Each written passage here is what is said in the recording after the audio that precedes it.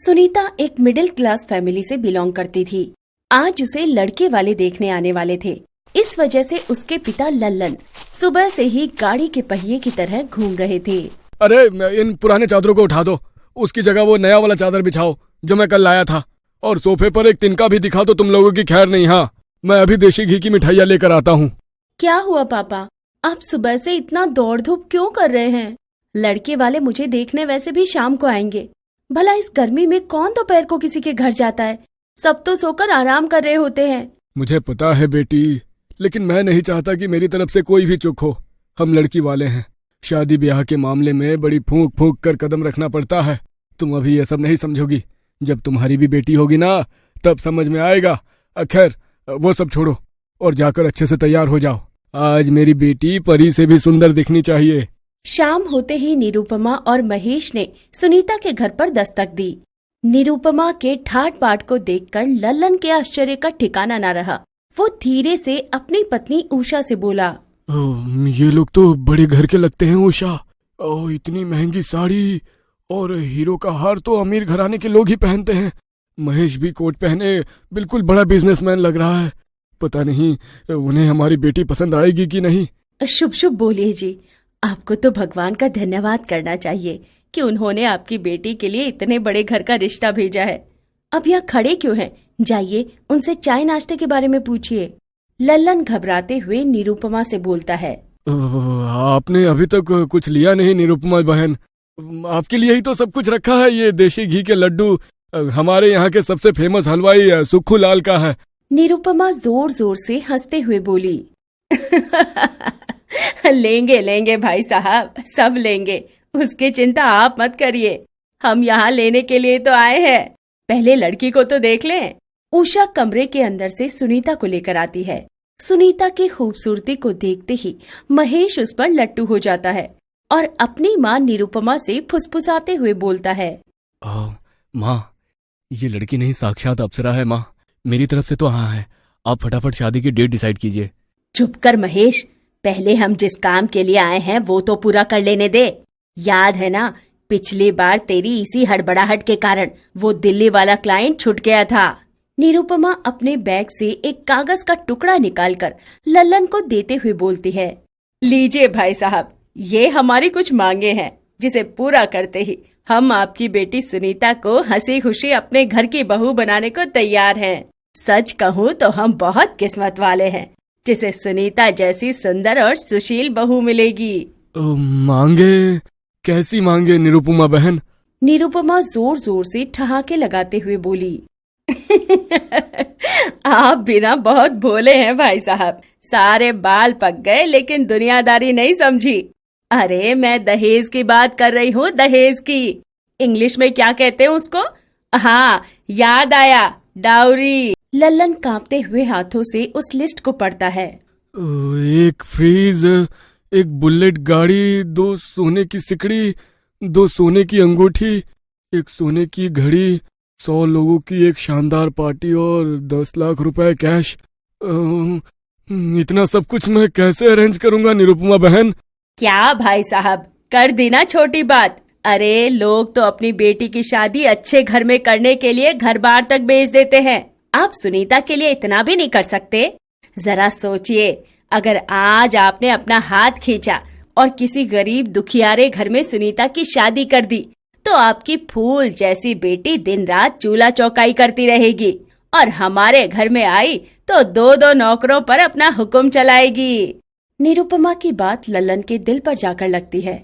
उसने सुनीता की शादी में अपनी सारी जमा पूंजी लगा दी और दहेज की सभी मांगों को पूरा करते हुए खूब धूमधाम से सुनीता की शादी महेश से करवाई। जाओ बेटी, मेरा आशीर्वाद हमेशा तुम पर रहेगा।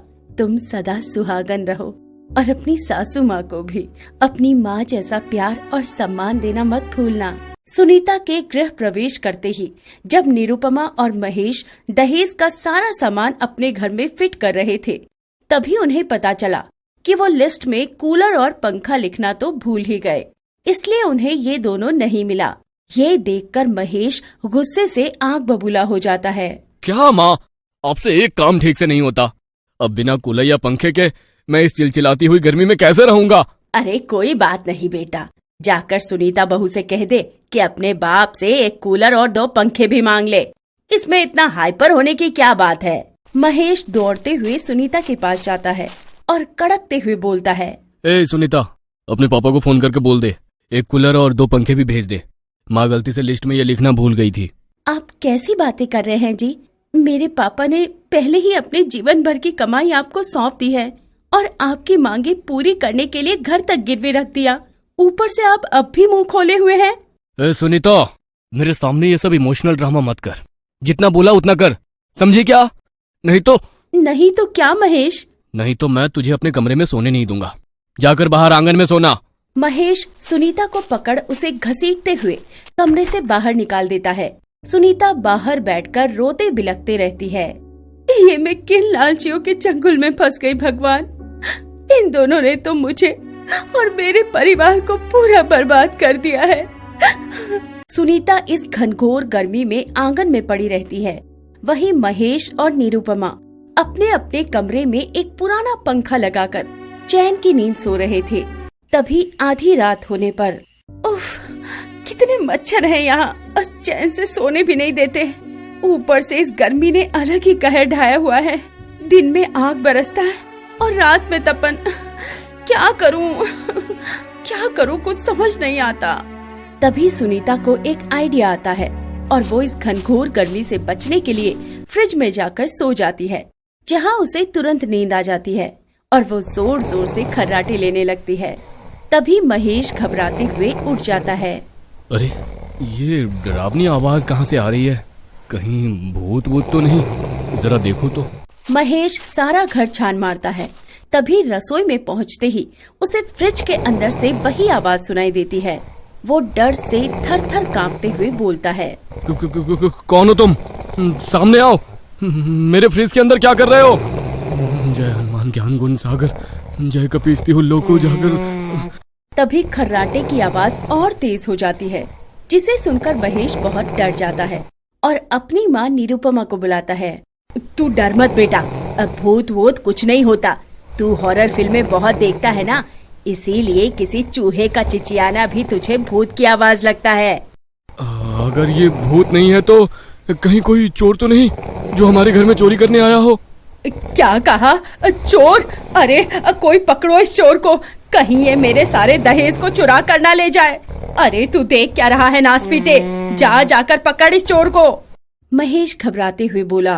अरे आप पागल तो नहीं हो गई हैं माँ? अगर इस चोर के पास बंदूक हुआ तो अभी हम दोनों का राम नाम सत्य हो जाएगा। रुकिए, मैं अभी पुलिस को फोन करता हूँ। महेश पुलिस को बुलाता है। पुलिस आती है और फ्रिज के ऊपर जोर जोर से डंडा मारती है, जिससे फ्रिज के अंदर सो रही सुनीता की नींद खुल जाती है। अरे लगता है बाहर पुलिस आई है। इस फ्रिज में इतना अच्छा लग रहा था कि मैं कुछ ज्यादा ही गहरी नींद में सो गई। अब मैं बाहर निकलकर सबको क्या जवाब दूंगी?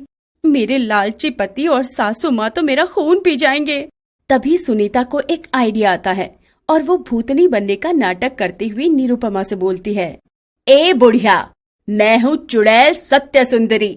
मुझसे जो भी झूठ बोलता है उसे मैं बना देती हूँ छछुंदरी। चल बता, तूने अपने बेटे की शादी में कितना दहेज लिया है? नहीं तो मैं तुझे और तेरे बेटे को जिंदा खा जाऊंगी।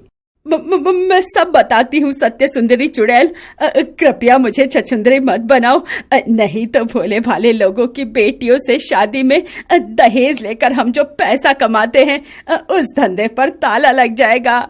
सुनीता के ब्लैकमेल करने पर निरुपमा बहुत डर जाती है और उसके पिता लल्लन से उसने और महेश ने जबरदस्ती कितना दहेज लिया था, ये सब बातें वो उगल देती है। तभी पुलिस दहेज लेने के जुर्म में निरुपमा और महेश दोनों को पकड़कर जेल में डाल देती है और लल्लन को सारा पैसा वापस लौटा देती है। आखिरकार सुनीता दूसरी शादी कर हंसी खुशी रहने लगती है।